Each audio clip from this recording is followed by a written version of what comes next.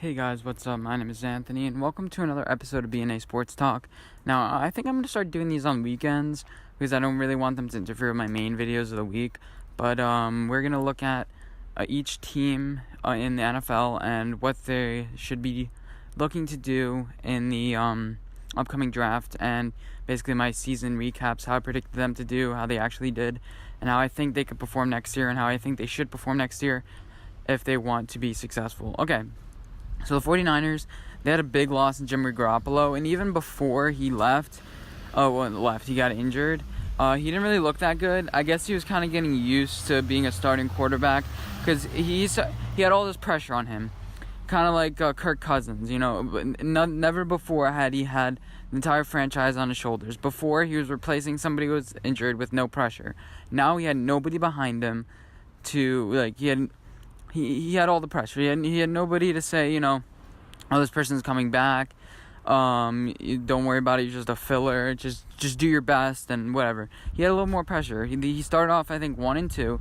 I think he got injured in the third game. So he was 1-1. And then they were probably going to lose that game to the Chiefs because you see what the Chiefs are now.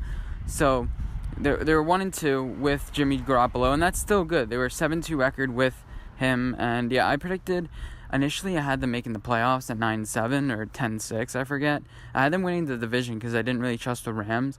But then I kind of bought into the Rams a little bit, and I said, you know what, 49ers, I think, like I just said, I think what I just said would happen. Jimmy Garoppolo, the team is rebuilding, and they're a year or two away from actually competing. They have their coach, and they have all their pieces set. They just need to refocus. And I think them losing Jimmy Garoppolo is a blessing in disguise, believe it or not, because now they have a high draft pick this year, and they could start shopping for trades. Now, do I think they will pick up trades by like the Giants or the Jaguars so they can move up so another team doesn't take a quarterback? No, I don't think they will do that, but John Lynch, their GM, has done that before. Remember a couple years ago when the Bears were the third pick and they traded with the Bears so the Bears could get Mitch Trubisky? They've done it before, and I don't see, well, it's possible now, but I don't think it will happen. I think they have their guy. I really do believe their interior linemen are really good. They had one of the best rush defenses in the league. And all you need now is an edge guy, a guy to get to the quarterback. You have your cornerbacks in Richard Sherman. Maybe you need another guy on the other side. Not too familiar with 49ers defense. But, they have enough pieces. They need to focus on their defense because no matter what, Kyle Shanahan can make something work on the offense. He's proven that he can do anything with any offensive pieces. Now, you can't give him nothing, obviously. But you can have another year where you're still building up the offense and surrounding Jimmy Garoppolo with pieces. Now, should they go after Antonio Brown? Yes, if they want to. But I think he'll just be another distraction in the locker room. This is a rebuilding team. This is a team where Antonio Brown won't really do that well. I think his personalities would clash with Kyle Shanahan because he likes to do things his own way, and Kyle Shanahan's more of a tutor than a coach, if that makes any sense. He's good with younger players and kind of bringing them up and making them better than they are. I'm not sure if he can get any better than Antonio Brown. It would help Jimmy Garoppolo's development, I think, but you can't mess up their chemistry. I think they're up and coming and they're a rising team. Now, as far as their picks, would be amazing for the first round. A first-round pick. His draft stock is only going to go up as people see more film on him. Not the quarterback, the edge rusher. He's listed as a outside linebacker. Some of the positions are confusing what they're listed at. Anyway, he can play anywhere. Put him anywhere. He's an athlete. He'll make this team better, and I think he can be a leader of this defense from day one. As far as they can also pick up a quarterback in later rounds. They have 6 draft picks in total. They're missing a 4th rounder because of some compensation pick to the Giants. I don't know. It's good for the Giants, I guess. Something with the trade. It's all confusing. But, so I think you need another offensive lineman. They didn't have the strongest offensive line, but, Matt Breida did pretty well this year, so they didn't do that bad. So you get another offensive lineman or two to go along, another offensive lineman to go with Mike McGlinchey. their rookie, and kind of build up that core so Jimmy Garoppolo doesn't feel like he has to scramble out of the pocket and tear his ACL again.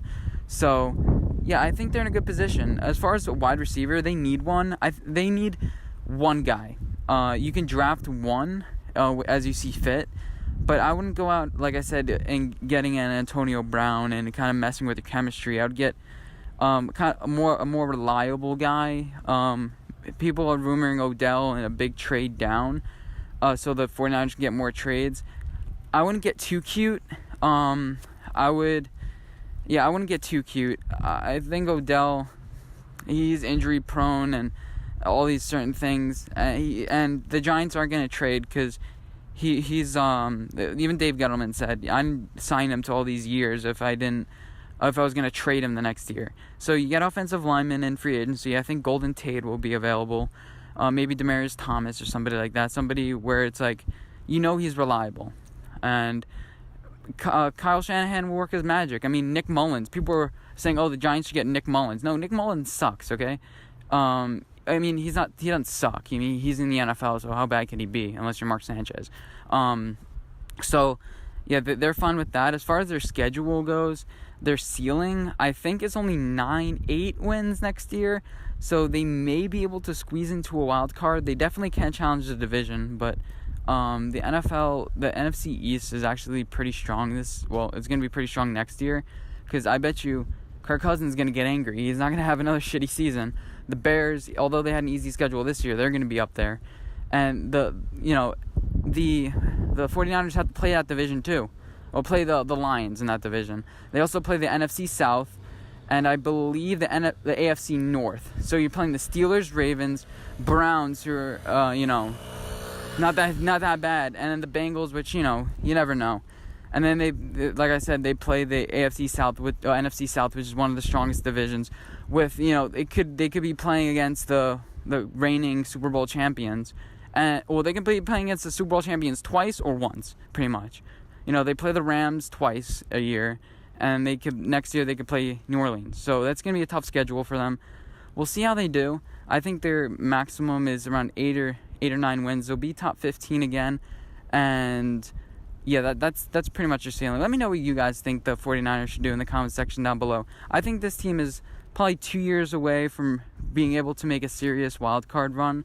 They just need to build up some persona. They have Richard Sherman, who's probably going to retire soon. Because he's not a spring chicken. He's been injured a little bit. But I really do think the 49ers can come on strong, maybe in 2021, and be like the old Jim Harbaugh team. They have their coach, they have their quarterback, and they have a good front office, and that's all you need. Anyway, hope you guys enjoyed this video. If you did, make sure to give it a like rating right down there. Please comment, favorite, and subscribe if you haven't already. Anyway, thank you guys for watching, and I'll see you next time. Bye, guys.